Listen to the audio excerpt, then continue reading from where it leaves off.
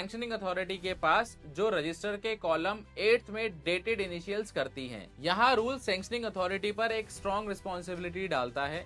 उनका काम सिर्फ साइन करना नहीं है, उन्हें वेरीफाई करना होता है कि ग्रांट के सारे कंडीशन ग्रांटी ने बिना किसी रिजर्वेशन के एक्सेप्ट किए हैं। साथ ही ये भी इंश्योर करना होता है कि इसी पर्पस के लिए पहले कोई और बिल तो पे नहीं हुआ। रूल बिल्कुल क्लियर है, जब तक रजिस्टर में एंट्री नहीं होगी तब तक कोई भी बिल साइन नहीं होगा।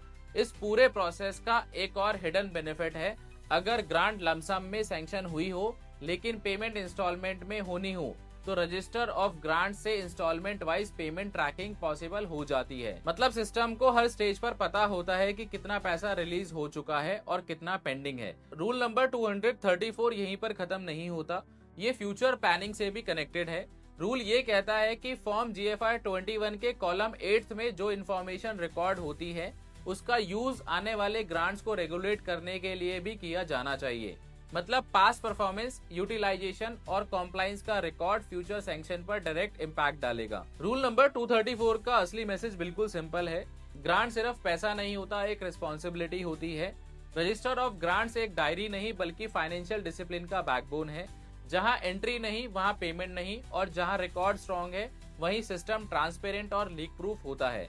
इसीलिए रूल नंबर 234 इंश्योर करता है कि पब्लिक मनी का एक एक रुपए ट्रेसेबल, वेरीफाइएबल और अकाउंटेबल रहे, फाइल से लेकर फाइनल पेमेंट तक।